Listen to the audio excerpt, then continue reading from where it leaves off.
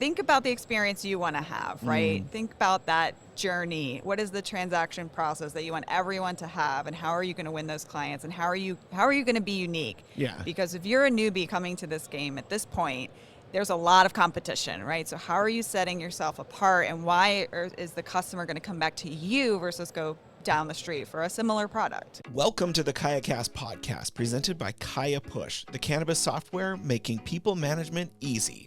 The KayaCast is all about helping cannabis retailers launch, grow, and scale their business. I'm your host, Tom Mulhern, and I want to invite you to join us each week for conversations with thought leaders in the cannabis industry about their experience and expertise of working in the cannabis.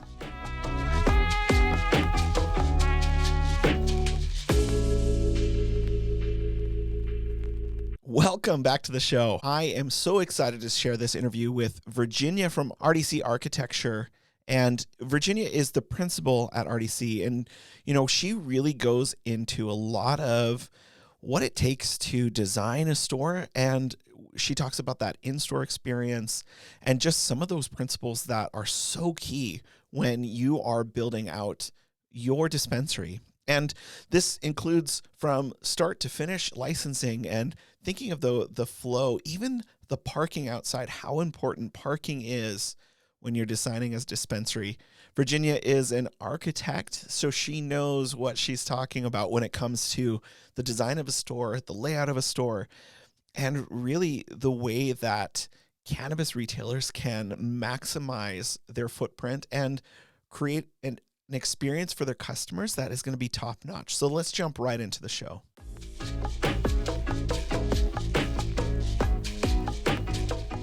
Virginia is a licensed architect and is responsible for developing the in-store experience and customer journey, creative strategy, and visual communication and marketing integration for retail clients. Virginia brings over 15 years of experience in the retail, wholesale, and international markets, where she successfully developed and implemented retail strategies for global brands. She works in close collaboration across the RDC, architecture, interiors, and procurement teams to provide clients with a detailed brand experience uniquely designed to fit their needs. Virginia, welcome to the show. It's so great to have you here. We're live at MJ BizCon. Virginia, tell me about your background and how did you end up here in cannabis? Great, yeah, thanks for having me. So I'm a retail architect. I've been in the in retail industry for about 18 years now, working for some international retailers in the apparel business. About 4 years ago, started to get into dispensary design and architecture and really love it and really found a good niche market with some amazing clients. So you've been in retail design and architecture for 18 years. What are some of the most exciting sort of projects that you've worked on? Oh, I've built some amazing flagships in some great countries all over the world, in Hong Kong and Dubai, and just like gotten to travel the world. I do really like the cannabis market in particular, though. I think we've got some really amazing projects under our belt because we have clients come to us with just stellar ideas. And it's challenging, but we love a challenge, so we love to make their vision come to life.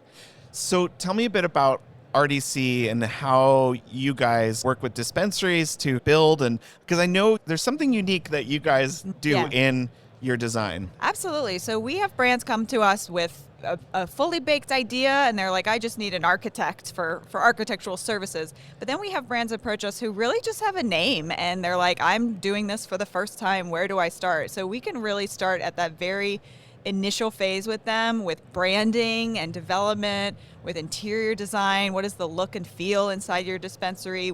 How's your dispensary going to operate? And what's the customer flow? And how much square footage do you need? Site selection, just really help them through the whole process. And we can do the architecture and help manage construction for them as well. So really just like a full service of getting a brand from an idea to opening. That's really interesting that like someone just coming and they're like, I'm going to call my cannabis company, the Farm Plotters. I don't know. Whatever. Yeah. I can't think of a name. How do you work? Like, explain that process a little bit more, like in how you go from a name to a fully baked, pardon the pun, a fully baked cannabis dispensary. Yeah, absolutely. So we do these workshops, and they can be in person, or we've been doing them virtual over the last few years, but really just a deep dive with the key stakeholders of the brand to understand what are the foundational elements of their brand. What do they want to convey to their customers, and what sets their brand apart, right? So we try to identify 3 to 4 just really unique brand pillars is what we call them, right? And that can be, authenticity or sustainability or unique, flavors. We just try and get to those core values.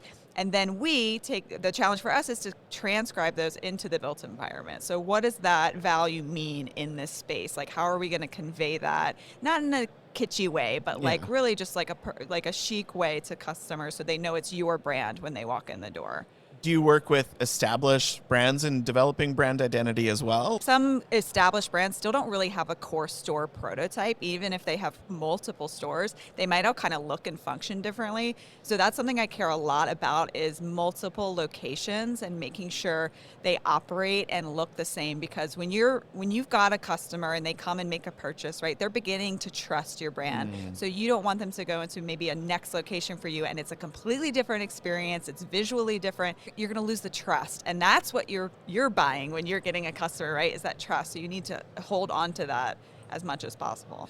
And do you find that a lot of brands then take that and build a pretty stable brand? Like, they take your advice and build it, or is there still a lot of unsettledness when they're launching their brand and this store looks different, this store kind of looks different, or is that difficult, I guess, is the question, to create that brand across multiple locations? Yeah, it is difficult. Sites are all different. The real estate naturally is different, and these are leased locations. So it's like, what can you do? What can't you do there? And that's the challenge for us as the architects, right? We have to do everything we can to give it that same identity each time within the boundaries of the space and the limits of the lease and things like that. When we develop a prototype standard for these brands, we think about that. We say, okay, here's maybe situation A, B, and C. And so we've already vetted some ideas. So it's not a one size fits all. It's like, hey, we've got some options. We've got a little bit of mobility here on the scale to get you into the space, but still maintain your brand in a different environment. So what are some tips that you can give to dispensaries when it comes to that build design stage? Is there some things that they should keep in mind if there's someone that's ready to, I'm ready to jump in, I've got my brand, everything. What are some of those initial design stage tips that you could give? Yeah, first tip is start early. I'm just so surprised how much longer things take in this market sector, just with licensing and legal regulations. And I often have clients, again, the new clients who are just getting into this, they're so excited and they want to open a dispensary. They don't know the timelines, they don't know the costs, right? So getting some professional associates around you, a contractor, an architect, getting the people around you that can help support you with your ideas early, because you don't want to discover too late that you don't have the CapEx to build it, or you're going to start paying rent because it took 12 months to get there instead of 6 months that you originally thought. So just getting ahead of all of that is really important. When they're thinking through that layout of their store, is there a certain thing that they can get the most bang for the buck? Is it the exterior, interior, signage? What would you say you're going to get the biggest return by investing in this? That's great. I mean, we've done some really cool shop-in-shop environments for clients too. So that gives you these flexible incubator spaces, which I think are pretty cool. It gives them the ability to change out products or maybe change out other brands they're hosting really easily. I think that's a really good feature. Lobby spaces, just kind of like that wow moment. You want people are coming, they're crossing your threshold, right? So it's like all of retail. What are they getting for their investment in coming into your space, right? Yeah. So you got to think about these wow moments. Where's your excitement and that experience that customer's getting as well? What are some of the things that you've seen that really create those wow moments? Yeah, I mean, I've heard of dispensaries with shark tanks inside of them. We've done some designs with skateboard half pipes inside because that was really important to their brand. We do art galleries. We've done recording studios and dispensaries before because, it's that first process when we're getting to the core of what they want their brand to be about. We were like, oh, you're really into music? What about a recording studio in your dispensary? And they ran with that. They loved it. And so we've just been lucky to have some awesome clients with crazy ideas, and we get to, help them make them come to life. What's the craziest idea? Like that you were like, I don't know if we're going to be able to pull this off. The skateboarding was a pretty crazy idea. The recording studio was challenging to make a quiet environment in a retail store like that, and kind of a flexible space too. Yeah, I mean, I think we've made everything come to life, hopefully, or some version of it for our clients. Now, every state is different when it comes to compliance. So how have you kind of used either the layout of the different dispensaries you've worked in, technology to kind of overcome some of those compliance issues? How are you guys overcoming those challenges? Are you using technology? Are you using certain design elements? We spend a lot of time on due diligence phase. We really want to make sure we're understanding the local regulation because, yes, they are all very similar, but very different, and they like to have their little differences. So technology, for example, like, in a place like San Francisco had some really contradictory regulations. The planning department wanted windows to be clear. The police department said you couldn't see cannabis products. So I was like, well, that's a challenge. So the use of like an iPad or a digital display is really useful in that situation because you can showcase your inventory on that and people can shop from that. But yet from the street, you're like children are not seeing cannabis. I would say I like to be very light-handed with technology because in the retail environment, someone's, again, crossing your threshold. They're a real person. They have 5 senses. Let's appeal to all 5 senses, right? Yeah. So they've got a screen in their pocket. They've got a screen at home. Don't put a screen in their face. Only put a screen in their face when there's a real product can't do the job, when only a screen could do the job, right? I feel like there's a lot of video menu displays and video walls that are done. That's great. Make sure you have content for it. The easiest thing to do is to put a TV up day one, but you have to hire somebody to push content to it for 365 days a year after that. So you got to think about that. I hadn't thought about that because I know like screens are we got to have screens everywhere that's displaying everything, but we need a break from screens sometimes. We need a break, yes. And we're working with a plant that's so organic and it's like a magical plant. So like putting that front and center instead of like music and unless that's their brand. If they're like technology focused and that's what they want. We would work it in, yeah. But yeah, you're absolutely right. You're selling a product that is appealing to someone's senses, right? So let them smell it, let them look at it, let them taste it, let them, like what can you do and what's tactile and going to appeal to that. Like I think that's a really more successful way to make a sale than just having it on a screen, which only explains so much about the product. Yeah.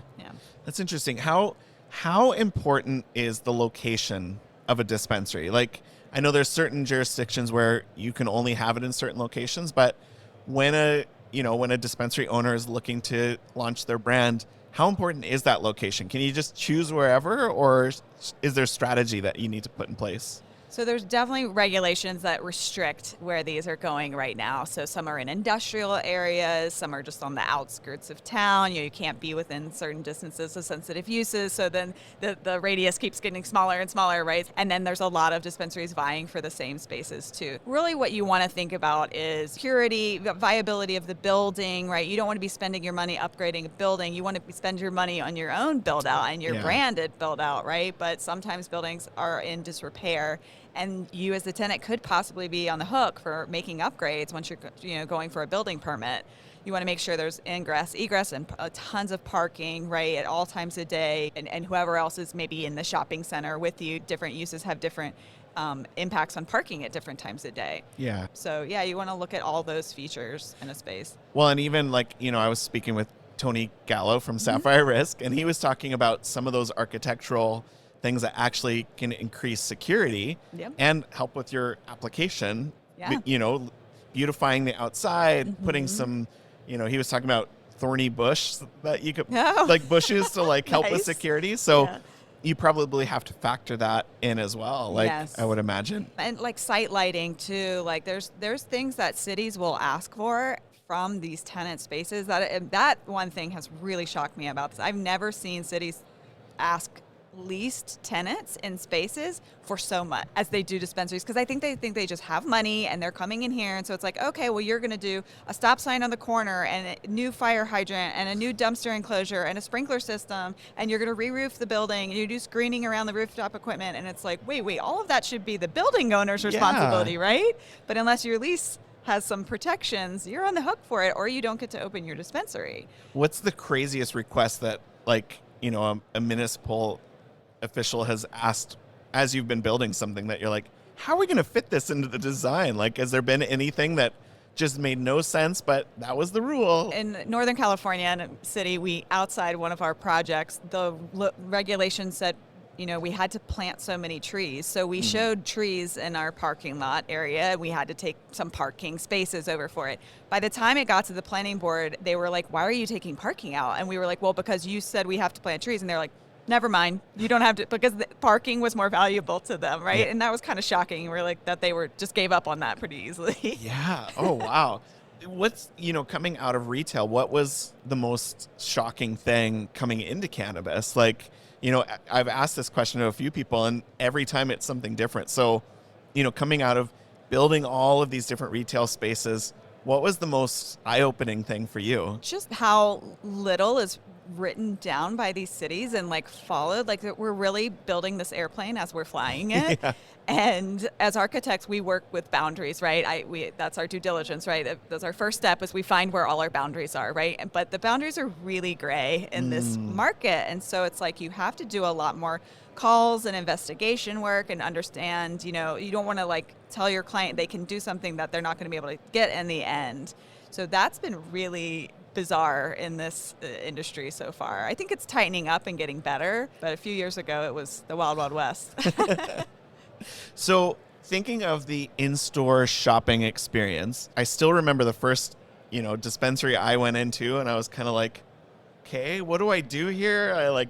Do I stand in line? And after I stand in line, then what? What are some ways that dispensaries can kind of normalize that shopping experience for those cannabis curious people that are coming in and this might be their first time or their second time? What are some ways that they can make that a more normalized environment? As more dispensaries open and as more states open, we need to make it the same as going to, a regular store to get whatever you need. So are there design elements people can put in that doesn't make it so scary to walk in there for the first time? Just really opening up the space, getting the case lines out of there. That was probably the first dispensary when it was a bunch of case lines, right? And, it was like, you can't touch anything, I will serve you, and it's like that service model is a bit antiquated. So it's like, get the products out on the table, let people interact with them. If it's not everything, it's some things, right? Because it's that dwell time that you want to pick up from people. You want them to hang out and learn about your products. And the way they do that is interacting with them. And then educational moments too, wayfinding signage. Where's your indica? Where's your sativa? Where's your hybrids? What do they do? Cannabis curious people might not know for the first time. So where are those educational moments throughout the store too? And they could be technology, iPads, touch points, or they could be just graphics that are just educating people on what this is and what it does for you. And that could be something they're doing on their own and a self-guided experience before maybe your staff are all busy at the moment, right? So instead of having someone just stand in a queue and some stanchions, let them explore. And then they can ask questions by the time one of your staff is ready to help them. And some of that brand development, do you work with staff teams to kind of help train them to have that in-store experience be a positive thing? Is that a part of what you guys do? Absolutely. I mean, I think that's part of those foundational elements of the brand too. When we work with the founders of the brand or their operations director too, we say, what is your customer experience like? How long do you want people to stay in here? What's your dwell time? What's the experience you want? Do you want them to meander? Do you want them in and out? And people have different shopping habits. So usually you have to cater to both. But, the brands that want people to lounge around, you give them that. You give them kind of lounge space, landing space, maybe some breakout rooms for consultations and medical advice. But then there's brands that are a little more transactional. And so we make it maybe, different zones around the store that people can get in and out pretty quickly.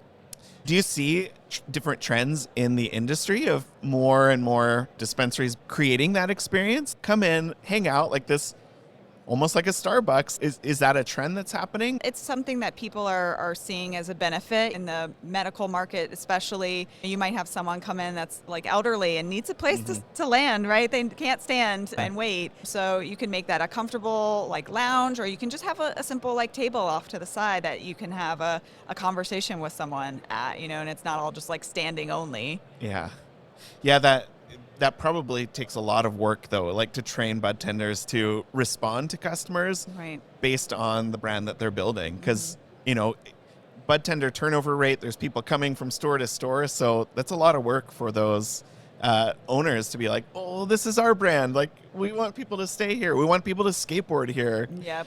Actually, going back to the recording studio, did they actually record there? Like, what did they record at that dispensary? Yeah, it's a functional recording studio and kind of green room too. That's a green screen. We painted it all out, and it's got kind of a retractable wall, so they can. It's in Los Feliz, close to the Hollywood Bowl. So that they knew people would be going to concerts, and they just wanted to kind of honor like the musical spirit of the area.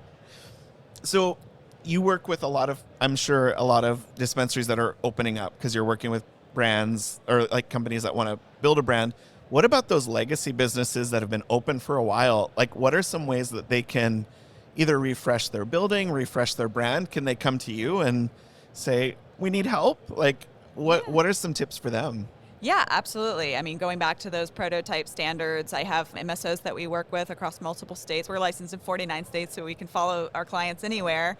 But I always start with, how can I improve this process too? Like, even if you come with me with a prototype, I can say, hey, you're building these walls all the way to the deck, but you are wasting a bunch of money up there. Like, I don't need to finish that wall up there, and that could save you half your drywall costs. And they're like, oh, great, that's great. So I'm always looking for ways to improve building standards for them or the flow of the space too. I feel like one thing I always talk about to any brand is future-proofing your space too, right? So think about down the road, what are some far-fetched ideas that you may have in the future? Like, you don't want to build under such constricted in your front space or no flexibility that maybe you want to introduce refrigerated products in 2 years, but you have no space to put a refrigerator, or in your secure storage room, you don't have place for refrigeration or a plug to even plug it in, so it's just like, think about that like down the road of what could future-proof your space too.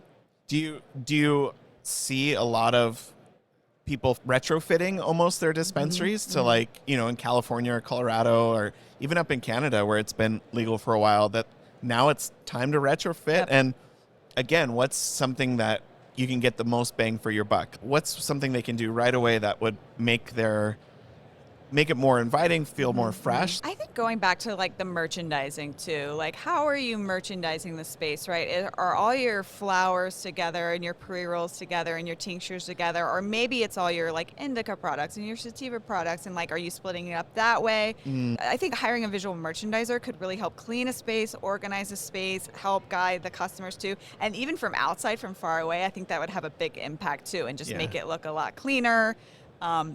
People could easily find the products that they're looking for, or even from outside, they understand what you're selling. What's one tip that you would have for a dispensary owner to maybe grow their business, or maybe what's a tip for someone wanting to launch a business? Maybe let's start with someone wanting to launch. What's your best piece of advice, your nugget of truth that you'd give to them? Think about the experience you want to have, right? Think about that journey. What is the transaction process that you want everyone to have, and how are you going to win those clients, and how are you going to be unique? Yeah. Because if you're a newbie coming to this game at this point, there's a lot of competition, right? So how are you setting yourself apart, and why is the customer going to come back to you versus go down the street for a similar product? Yeah. Yeah, having something that makes you really stand out, like whether it's, not everybody can put a skate park in there, but even having really well-trained bud tenders that are super engaging and super friendly and are willing to, like, that's going to be your company culture. Absolutely. And I always go back to staffing. I mean, I can make the Taj Mahal of dispensary, but if you don't have the right staff who are educated and friendly and familiar with your repeat customers, like, then you're going to lose those customers, right? So it's like, education of your staff is a very valuable, probably biggest bang for your buck is education of your staff and training of your staff, for sure. And are there resources that for kind of training staff and bud tenders to help create that customer experience? Like, have you come across anything? I find it really good when I hear of old school retail employees, like operations directors of apparel brands, but going into the cannabis market, because they've done it before. And yes, it's a different product we're selling, but they know how to train staff. They know how to keep morale up. They know how to make the operations of a environment run smoothly, so that it's applied knowledge, right? So they may be new to the cannabis industry, but I would say I wouldn't be shy to hire people from outside the cannabis industry, because they can come with 10, 20, 50, 50 years of knowledge and apply that to your business, that's amazing. It's such a new industry. A lot of people, they're coming out of other fields, but having that retail experience probably is invaluable. On the business side, like probably that retail side of things is so important in being successful in cannabis. I get so excited when I hear of people who have just been in retail for a long time. I'm like, yes, this is what this industry needs. Like, bring your knowledge. So walking around, is there anything that you've found really exciting here at MJ BizCon that you're like,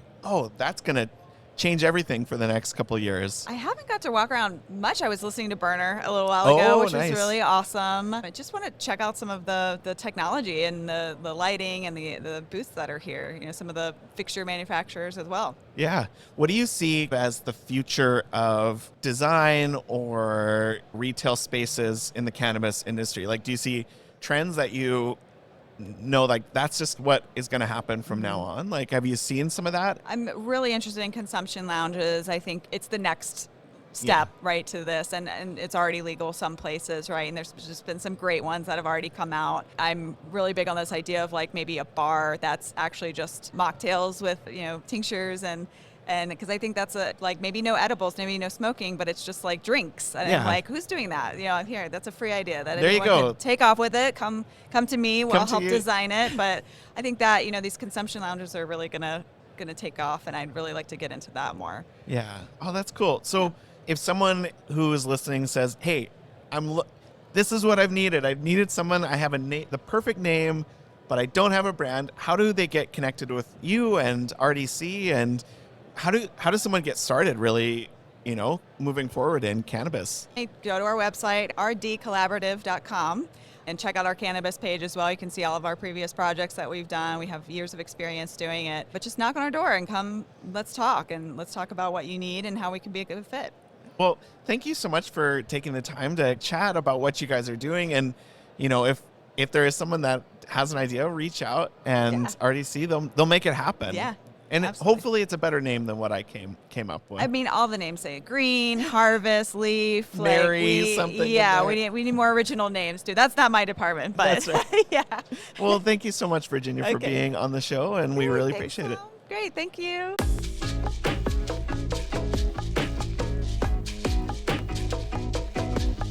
Really reflecting your brand identity in the layout, the look, the feel of your store is so key. And I just think it's so cool that a budding entrepreneur could come to Virginia and her team and say, this is my idea. How do I make it a reality? And they are there to help with every step of the way. I would encourage you to reach out to Virginia and the whole team at RDC and get started planning out your dream dispensary, whatever it is, whether it has a skate park or a recording studio or a sand volleyball court in the middle of it, whatever you can dream, whatever you can imagine, they can help you within reason pull that off. So reach out to Virginia. And again, thank you for listening to the KayaCast podcast. We are so thrilled when we get feedback about the podcast and what you guys enjoy. So make sure you go and leave a review on our podcast website. You can go and click, 5 stars on the Spotify website, or if you listen on Apple Podcasts, go and leave a review. This really helps us to get that feedback and really just get better at what we're doing. Thanks for listening to the KayaCast podcast. We hope you enjoyed the show. Don't forget to subscribe to our podcast on your favorite podcast app, or visit our website at kayacast.fm to learn more about our guests and to access the full archive of episodes of the show. We can't wait to share more stories with you each week of cannabis retailers launching, growing, and scaling their business.